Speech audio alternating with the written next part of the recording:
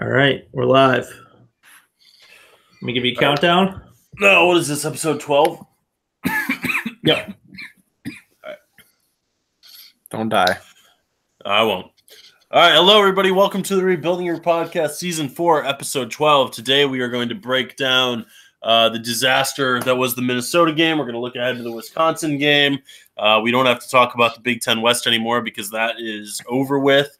We're going to give some quick predictions for basketball as well as predictions for the Charleston Classic, Charleston Shootout. Does it have an official name like that? I think it's the Classic. I think it's Classic. It's the Classic.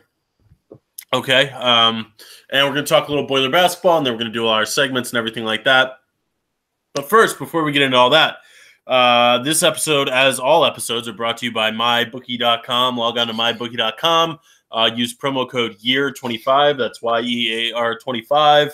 And you get direct match on your first deposit up to $1,000 plus $25 free dollars. You can bet on anything: college sports, pro sports, fantasy sports, esports, elections, reality TV, whatever you want to bet on. You can bet on it at mybookie.com. Use promo code YEAR25. That's YEAR25. And get free $25 plus a direct match on your first deposit up to $1,000 from the fine folks at mybookie.com. All right, let's start the show. All right, so we're going to start today's show by talking about the Boilermakers' uneventful trip up to Minneapolis. They looked really bad. They lost by a ton of points. What was the final on this one? 41-10. 41-10 against Minnesota. Yeah. Purdue falls to 5-5. Minnesota's also 5-5. We'll start with Peter because you were there. What were the scenes on the ground? How are you feeling pregame? How are you feeling postgame? Tell us about it. Oh, that was a miserable 3 hours. I'll tell you that much. Minnesota gets pretty cold. Didn't think it was going to be that bad. It was snowing like lightly the whole game. That stadium was just empty. There's nobody there. Minnesota does not have good fan support. But yeah, it was just a really shitty game. We were feeling pretty good going into it. I don't think, obviously Minnesota thinks they have a chance, but I don't think all the fans they weren't walking around talking shit. We looked pretty good here the last, really 2 months. And yeah, that was it. That was miserable. I think we ended up leaving third quarter once it was, really out of hand. But God, that was just an awful game. There was no offense at all. We just couldn't move the ball really after that first drive, I think, for the most part. Dumb penalties, just, I don't know. That sucked.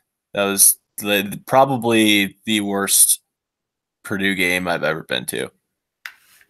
Yeah, it was pretty disappointing. I didn't watch a whole lot of the first half because I saw that it was 3-3, and I was getting ready to go out, and then I turned it on, and it just got away. Minnesota just seemingly scored every single possession.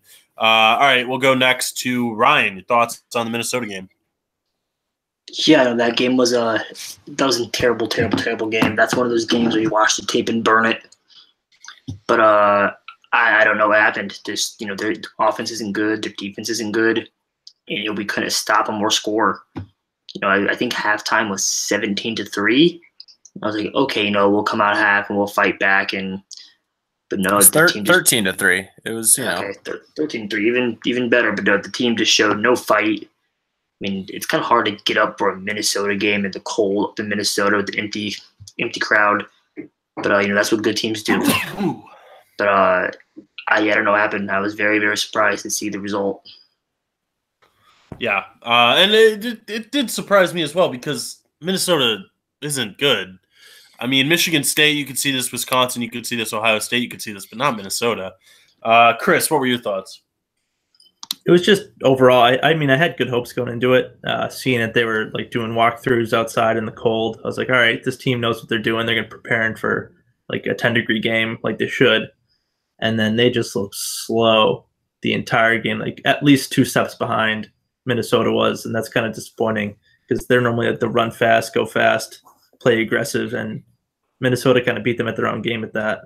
They were aggressive on every play and were basically shutting Purdue down, taking taking their weaknesses and exposing them, really. Their receivers, I mean, Minnesota I don't think is super good or super talented. They're really young, and they just outplayed Purdue like the entire game. They couldn't get anything going offensively. The rushing game, they had like I think negative yards in like the first half or something like that. It was just bad. They did, yeah. And you're not I gonna don't win. really have a whole lot to add. This game sucked. Purdue sucked. When I turned it on, Minnesota just broke off a bunch of big plays in a row, and then they kind of ran the score up, and then I just turned it right back off. So we're going to move on to Wisconsin. Purdue, Wisconsin, 6-4. FPI gives Purdue a 51.1% chance to win. Purdue is -4 at home, 3:30 p.m. BTN, Ross-Ade Stadium. Do the Boilers win? Well, I guess they would have to win if they're going to cover. What's going to happen in this game? We'll start with Ryan. Yeah, I was surprised when I saw the line was Purdue. I think it was -5.5 when it opened. And, I don't know. Purdue's got a lot to play for this game. Wisconsin, really doesn't. I was in the doctor's office today, and they had Sports Illustrated magazine on the counter, and it was the upcoming college football season. And it was Nebraska, favorite to win the title. So their season clearly has gone off the rails. You mean Wisconsin? Wisconsin. Yeah, sorry about that. Wisconsin. College football. Other red team. They were a college football playoff sweetheart. They were. Them. But senior day in Purdue, they appear to bounce back pretty well after a terrible loss like that. So, yeah, I think the Boilers can get it done at home and beat Wisconsin for the first time since Vietnam. Yeah, long time since they – could somebody find out when the last time they beat Wisconsin was? Peter, what do you think is going to happen in this one? I mean, Purdue looked pretty awful against Minnesota, Wisconsin's looked arguably just as bad over the last month and a half. I mean, they beat Illinois and Rutgers, but I mean, they got pretty much just shut down by Penn State, lost by 14 to Northwestern, got blown out by Michigan.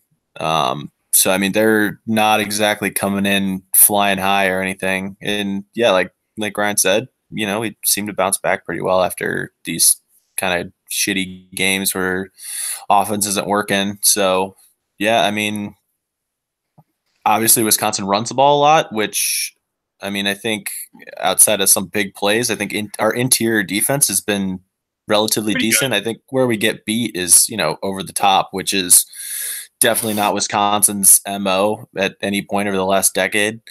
So, I mean, I think it kind of plays into our strengths. Obviously, they're, still a talented, good team. But, yeah, I mean, I think outside of a performance like last week, I definitely think we have played at a level for a vast majority of the season where we can take care of business and win this game and Chris. cover.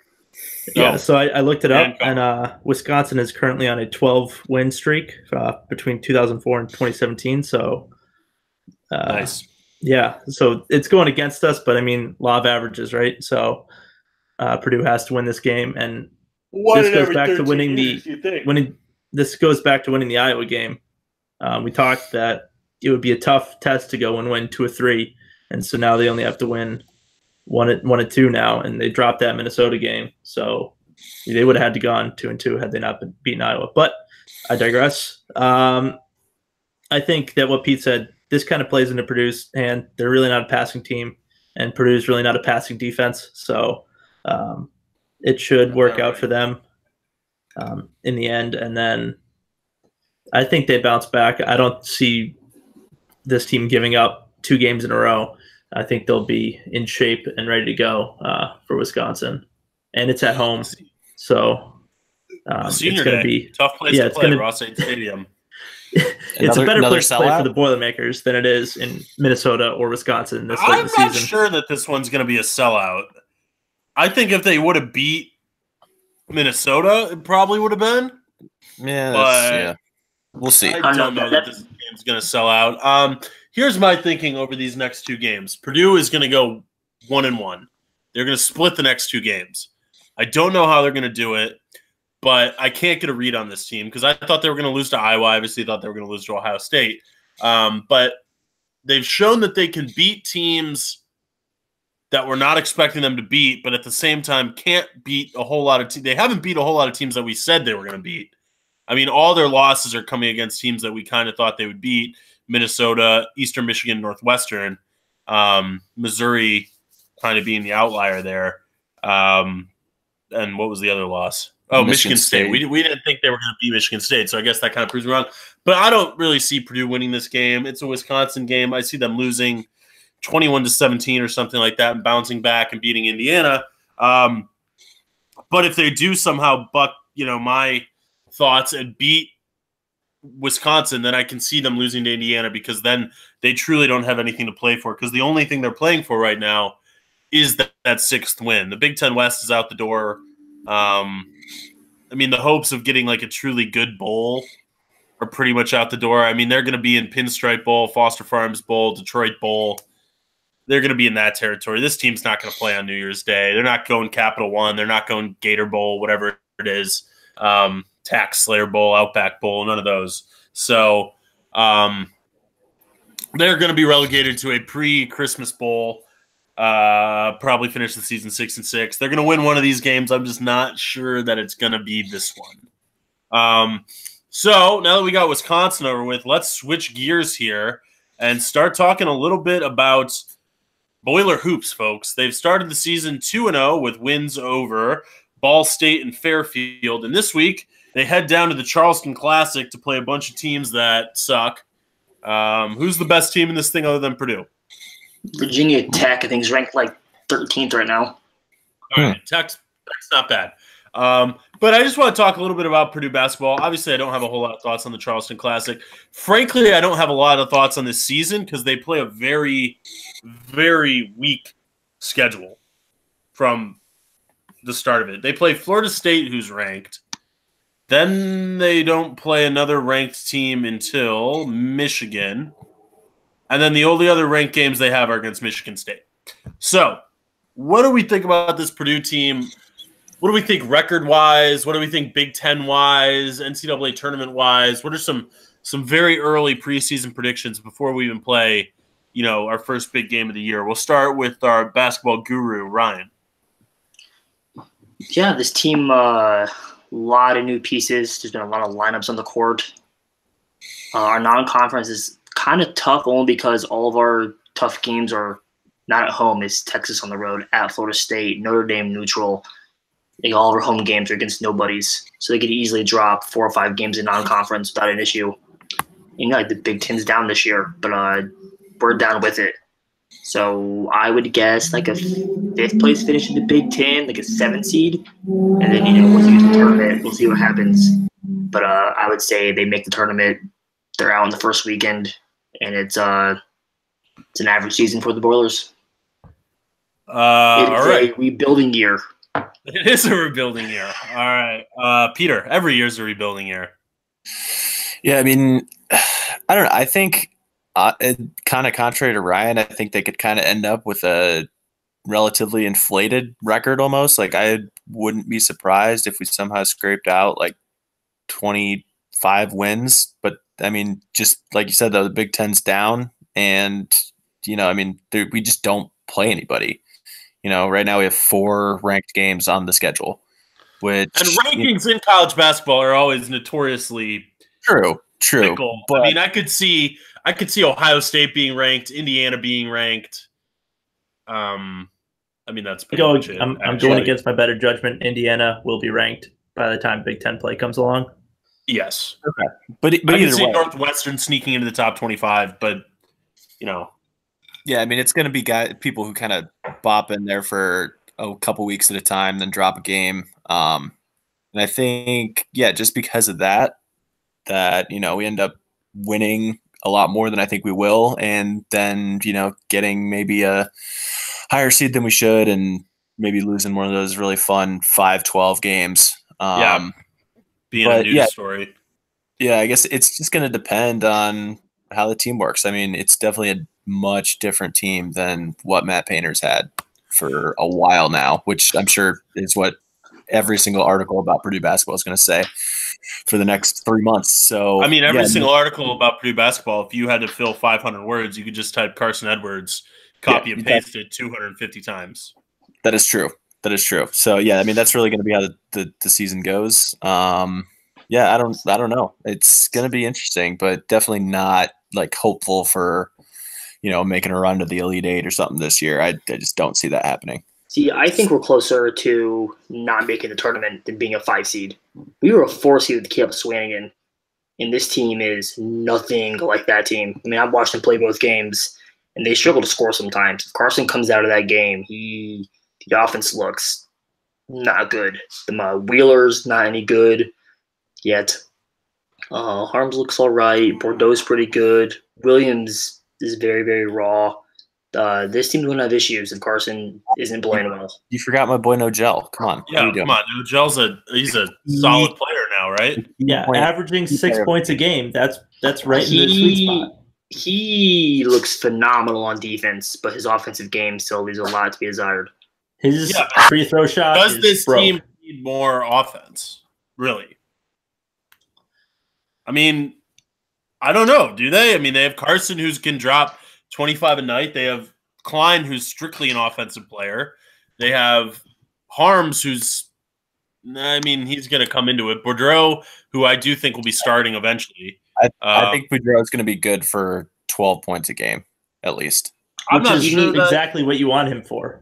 I'm not sure that you need Eastern to be a big scoring threat right now. Yeah, you do not. He is not a scoring threat. He plays good defense. That's what he's out there for. Defense and rebounds. Defense lives here. Yeah, I mean, I don't know. I could see. I mean, we did 4 years of PJ, who was not a scorer at all. His main attribute was he doesn't turn the ball over.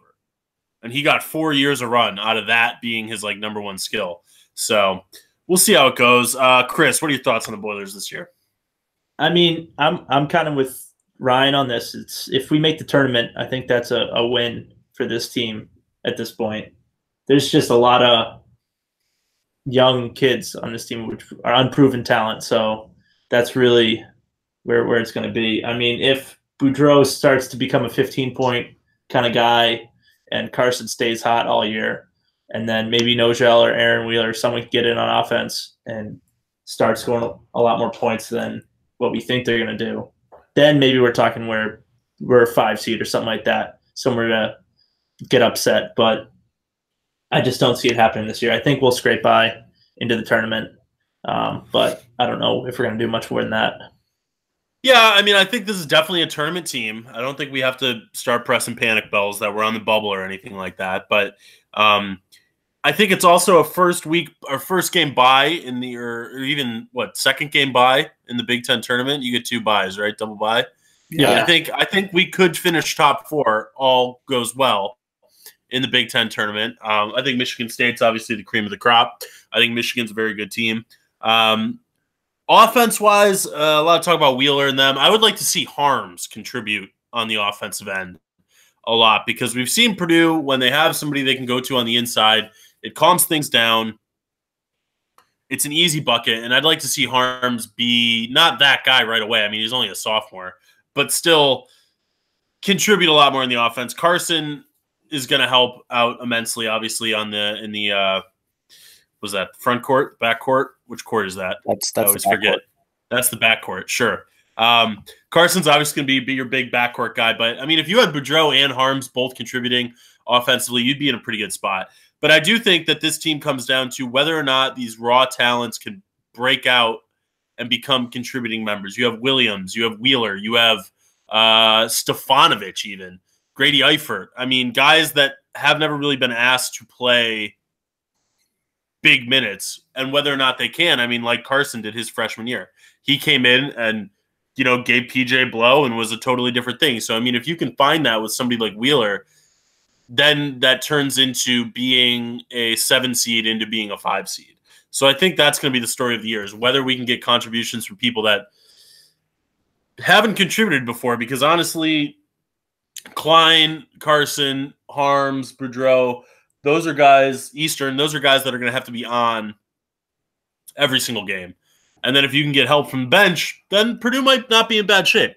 But if they have to rely on the starters the entire time and the bench gives them nothing, then I don't like where the season's headed. I think Rye's right. I think then it's probably maybe first game exit, if not, first weekend exit. But I mean, if you can find a good contributor out of these young guys to complement Carson, and Boudreaux, like Peter said, can be a 12, 15 point a night guy, then I mean, you could maybe be looking at Sweet 16, and then who knows what happens after that. So it remains to be seen. Purdue has not a lot of tests still, though. I mean, that's why I think, like Peter said, the inflated win thing is maybe likely because they don't play a lot of hard teams. I mean, their hardest games are going to be against Michigan State, Michigan, and Indiana. That's only 4 or 5 games. It's not a lot of games. Florida State's good, but, they could easily only finish the season with 6 losses, 6, 7 losses.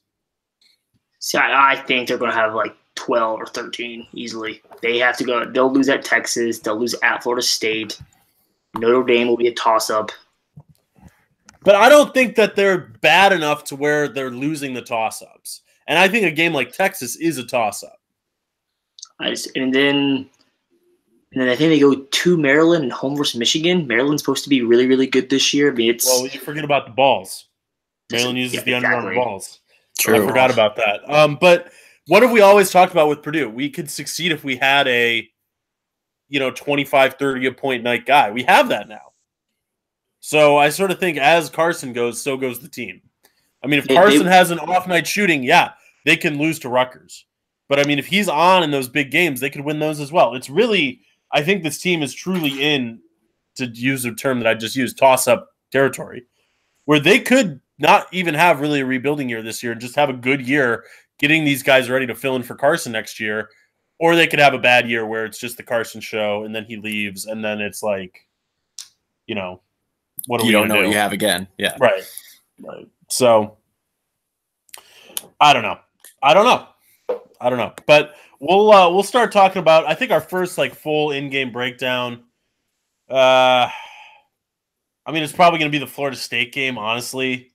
I mean, you'll see him play. Davidson's supposed to be pretty good this year. They'll probably play a team like Bama, Virginia Tech.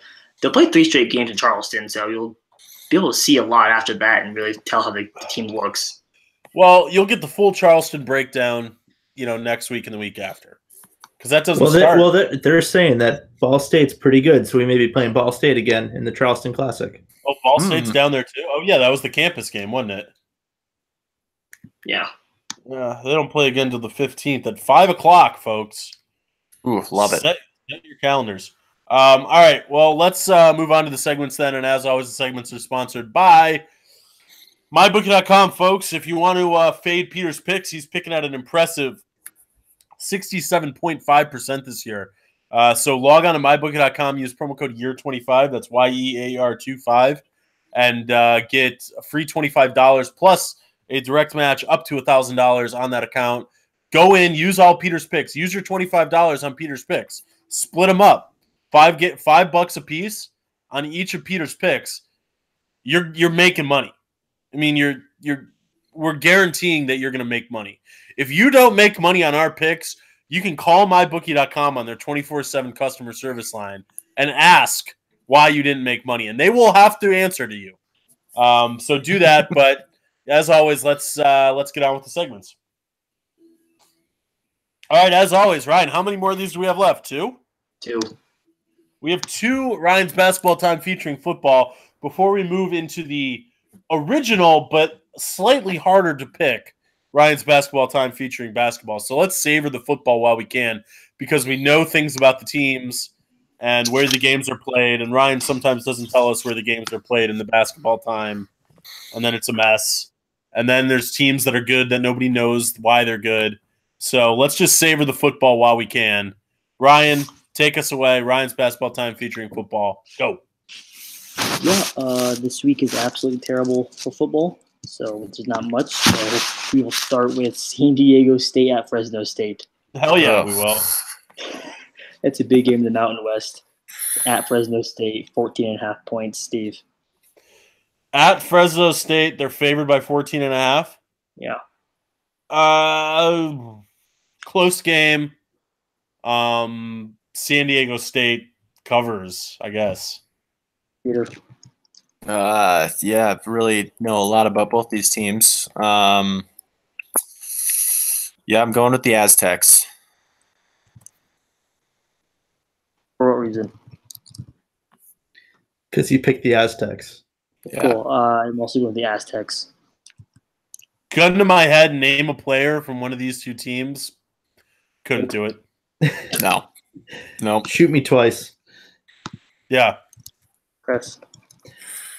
Uh, You got the Fresno State, so. What? So, well, you got Well, the Fresno State. Right, yeah, sure. Fresno State. Yeah. Dude, There you go. who's picking Bulldogs. San Diego State in this game? That's ridiculous. You Do know they still Fresno have State's that- do they always still going to have cover. that- Wait, do they still have that running back that? No, I think he went to the NFL. He's on the Seahawks. Oh, He's had like a 100-yard rushing game on Sunday. Is that Rashad Penny? Yeah. Okay, I don't know. Another game that's on TV, so I picked it. Two big brands. Michigan State goes to Nebraska. Michigan State -2.5. Peter? Huskers are turning it around. They've looked good, and they're gonna take care of business. Yeah, no, I'm actually completely agree with Peter. I think Nebraska, their offense looks pretty good. I think Michigan State looks streaky at best in games. So I think Nebraska can win this game. Chris? Well, first of all, you guys are idiots. Fresno State is 8-2, so I'm winning out here. But what was the spread? What was the spread? Right for an upset. -2.5. -2.5.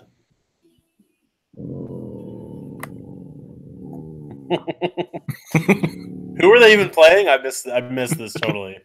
Michigan State, Nebraska. Nebraska's favored by 2.5. Michigan State's -2.5. Oh, Michigan State. Easy. No, I'm picking Nebraska here. I like Nebraska. You're a damn fool. Nebraska's on the up and up. Okay. Okay. Probably the best game of the night. Syracuse, Notre Dame. They're playing it at the Bronx. So with that being said, Tough place to play. Oh yeah. So I think Notre Dame can cover the 9.5. I think Syracuse has a good quarterback when they're playing inside or they're playing down south. But playing outside in New York City in the wintertime, I think it slows that offense down. Notre Dame wins by 9.5. Well, how do you know that they're bad outside in the cold? I don't know. They haven't. It's up as a go. Okay. All right. I'm going to go Syracuse here. I think they can. That's cover. what Ryan's pick'em is all about, is just making up reasons why a team will win on the go. That's where tough place to play came from. I It's was just like, looking at their schedules like they haven't lost a game and haven't played in the cold yet. So I don't know Exactly. where you're getting that. Steve. I got to go with Cuse. I like Syracuse. I would say it's a home game, but there's probably just as many Notre Dame grads living in New York as there is Syracuse grads. But I don't know. I think Cuse is having a really good year. And I think they're going to try to finish strong. I think they're probably out of contention for an ACC. Yeah, they're in the same division as Clemson. Yeah, that's a bummer because Pitt's going to go, and Pitt is terrible. But whatever. It's going to be Pitt, Clemson, and Northwestern Michigan. Yeah. Yeah. Neither of those games are going to be any good. Oh, then it's Washington State versus like a 4-4 Utah team. All right, well, we've already picked that game 25 times, so shut up about the Pac-12. But I'm going to go with Cuse. I think they can cover. Pete. Irish all day. Future Purdue coach Dino Babbers doesn't get it done. Dino Babbers isn't coming to do. I hope he does. He's our dude. But college game day game, Cincinnati goes to UCF. Cincinnati's like 8-1 or 9-1. They're actually pretty good this year. UCF's obviously undefeated. They don't look as good as last year, but still a pretty solid football team. At UCF at night, -7.5. Chris. UCF is going to be in the college football playoff this year, so UCF's going to cover. No, they won't. But Steve. What was the spread? -7.5. Who's playing in this game? Cincinnati, UCF. UCF's going to win. They're going to cover? Sure. Peter. You don't come into the house of the defending national champs and win like that. So definitely UCF. Cincinnati covers but loses. And then big game of the Pac-12, Iowa State at Texas. Iowa State 16, Texas is 15. But it's on the Longhorn Network, so nobody will be watching this game besides Texas fans. Steve, we'll start with you. -3.5 at Texas. Who's the favorite, Texas or Iowa State? Texas is -3.5. Oh, man, this is a tough one. I would have said Texas probably earlier. Actually, no, screw it. I'll go Texas. They're at home. 3.5, whatever, Texas. Sure. Is this like the week where all the SEC teams play like an FCS school or something? Because these games are all okay. Yep. Okay, yeah. I think Iowa State just keeps it close. They lose by 1. They miss an extra point or something stupid. I will go with Texas also, and Chris. I always think Iowa State comes up for these big games, so I think Iowa State's gonna cover. Hilton Magic. And there's Ryan's basketball time featuring football for one more week left. Yeah, you can see that episode. Ryan's really lost steam in this. So Trying to be quiet with my girlfriend sleeping. All right. That's a weak ass excuse. All right, moving on to Peter's beautiful mind stat of the week. What do you got for us, Pete? All right. Well, like you said, the Purdue needs to get contributions from some of the guys that didn't contribute last year. And Nojel Eastern this past game put up his highest point total of his career. This is not also Nojel watch. That's a different segment. Well, I don't have a stat now. I guess Purdue hasn't beat Wisconsin since, what was it, 2002? That's a stat. Yeah, the 12 years. 2004. 2004. So literally since the Iraq War started, Purdue has not beat Wisconsin. The Iraq War curse. Is George Bush to blame? The Iraq War curse. There we go.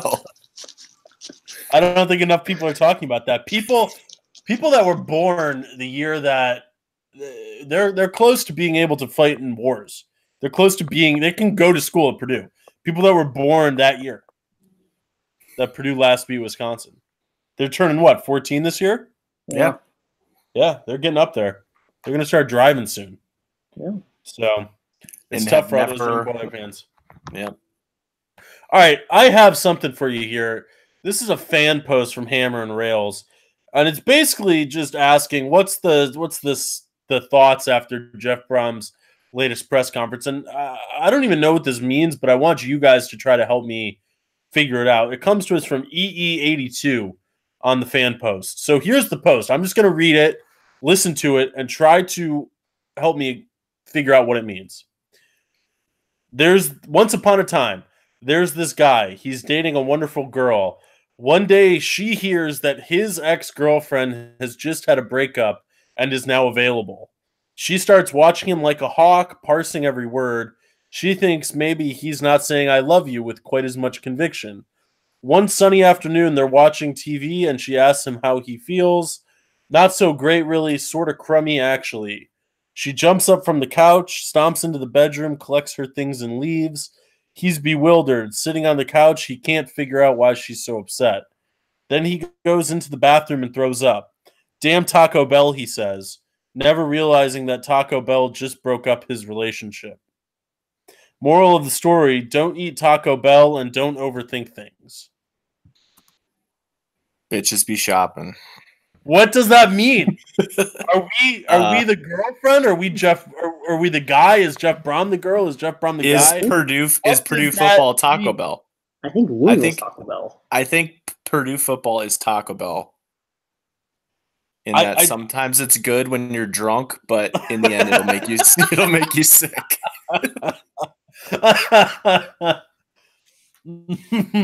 There's one or two things that are good about it, but the rest of the things are just shitty. It just always ruins you in the end. Yeah, you think it's a good idea to go get some, and then it's never as good as you think it's going to be. Purdue is like Taco Bell. You get all excited on the drive over there, which is the sober ride, the Uber, whatever. Then you get there, you're looking at the menu, you're like, wow, I could get so many good things. They could win so many games. Then you get it all. You order like $15 worth of Taco Bell. You get it back home. You eat one thing, and you're like, no, this actually sucks. And it's awful. And Rondale Moore is Baja Blast, which is the only thing. It's still always good. It's always good no matter how bad everything else is. I think we solved it. I think we did. That was good. I don't know if that's what he meant, but I think that's it. I think that Purdue is Taco Bell in that scenario. And it's you think it's a good idea when you're drunk, and then it never turns out to be that good the next morning. Oh Lord! All right, loser segment of the week. Who is it? You and Chris tied because Clemson decided to only win by 20, not 20.5. Who has the better overall record? That pulls up real quick. It is Chris by 1 game. Oh, Chris by a game. Damn. You might have have about 50% this year. Yeah, no, nobody's having a bad year. Shit, I don't know. What have we been talking about lately?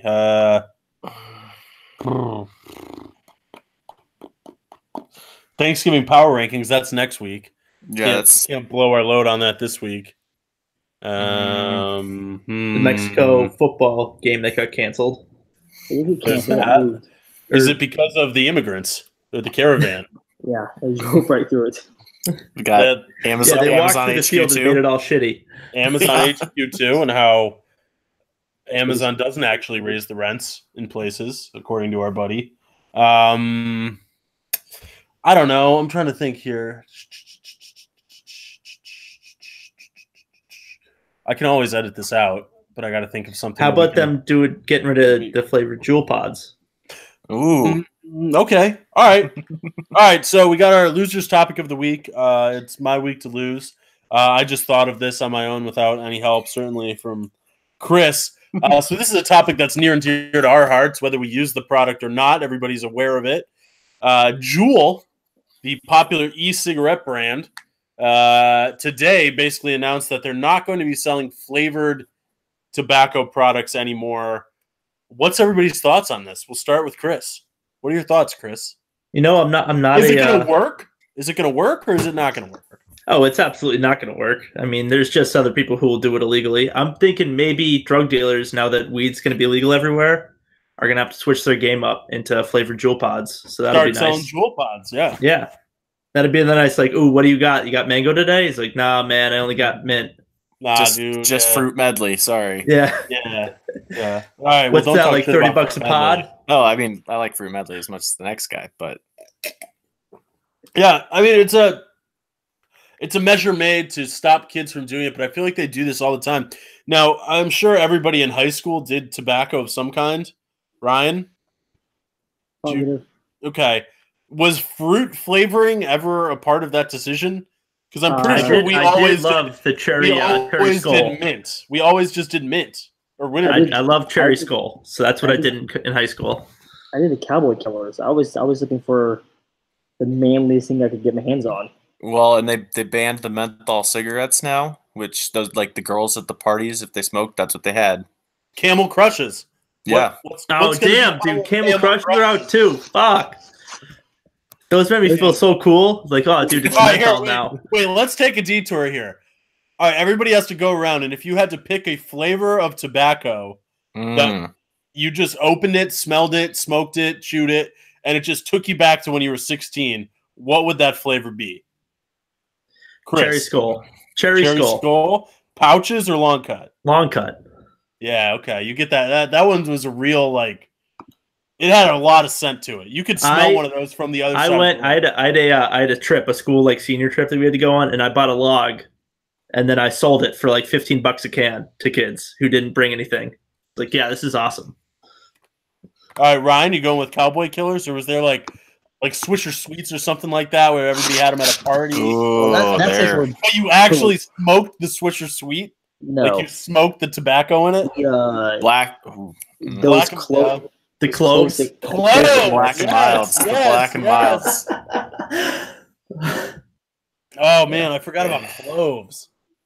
I think I would probably go with cigarette-wise. I would go Camel Crushes because that was like an easy cigarette if you didn't smoke cigarettes to be like, yeah, this You got a is cig, thing. man. Right. Chewing tobacco wise, trying to think to like baseball locker room. We did a lot of peach. There was a lot of peach skull involved. I would probably say peach skull would probably be the most high school flavor before like everybody switched over to mint. Like peach was sort of like the entry level. Like this is easy to do. Yeah, I would say peach skull. Peter, what about you?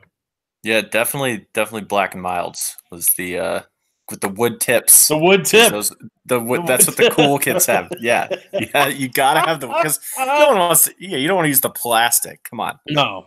Did you smoke the thing, or did you put weed in it? No, you don't do that with the Black and Milds. It doesn't work as well. But yeah, I smoked the actual thing a couple times. Yeah, you smoke the actual thing, and it's always terrible. Down to the tip before. It's terrible. I used to drive my car, just drive it around smoking those things. That was the best thing in high school. That was like an activity. Like we're gonna drive this car around and just do tobacco in it. Yeah, I remember drive that around being like a thing. Like, yeah, man, we'll get out of school and like go like we'll go dip in the car. Like that'll be cool. That'll be a cool thing. And you just do. You have like the circuit around town that you take. Yeah. Shoulder tapping. Did you guys ever shoulder tap? Like not an 18-year-old at your school, like a legit like standing outside of the gas station, asking strangers to buy you tobacco, not alcohol, tobacco. I got asked like not like a couple days ago, and I was like, no, like what? No. Oh, come on. No, I the guy said like no, the kid like was like staring at me as I was walking to my car. The kid was staring at me in the backseat of this like 1998 Honda, and like he's like looking at me, and then he rolls down the window. He's like, "Hey," I was like, "What's up?" He's like, "You wanna like buy us like cigarettes?" It's like, "No, absolutely not." I mean, Well, you gotta tell them to give you like a 20. Yeah, because then they can't be like, "Wait, where did our cash go?" That's how much they are, man. It's the taxes. Yeah. I do remember shoulder tapping at like 3 p.m, like when we got off of school for tobacco products, which was just so bizarre. Such a weird thing. Like alcohol, I mean, Friday nights, you're like, dude, where are we going to score some booze? But yeah, you got to find someone with the older brother or whatever. Yeah. Right. You got to, and then you have the booze, and then you're like, all right, yeah, then we'll find a party after that. There was never a party. No, you just go to a parking lot. You're like, who wants to drink in here? Just go play video games. The coolest feeling is when you're the older brother buying booze for your younger brother. And it's like a my brother's a loser, so that yeah, I don't have a younger brother, so I didn't do that. Chris was just saying that he denied somebody that was trying to shoulder tap him recently. Would you do the same, Ryan? No. You're buying for strangers? You're buying tobacco? Yes. What if they're like 14 years old, man? Okay. I got shoulder tapped in the Village Bottle parking lot once. I remember that. On campus? Yeah, on campus. I did not buy alcohol for them. That's like a sting operation waiting to happen. I know. That's what I was thinking. All right. Any other comments on tobacco and high school aged children? Good times. We should all grab some White Owls and smoke those. Oh yeah, I think it was the white grape. White grape and green apple. Yeah. Classics. All classics all the way down. All right. Speaking of classics, that was the Rebuilding Your Podcast, Season 4, Episode 12. You can find us on Twitter at TheRebuildingYR. You can find Peter on Twitter at Peter_Mick. You can find Ryan and his dog on Twitter at Ryan M. Hire. You can find Chris on Twitter at Boston Boiler. You can find me on Twitter at Steve Greco01. Without anything else, folks, go blaze up them damn Black and Milds, them damn Swishers, them damn White Owls, Boilers by 90. Wait till next year.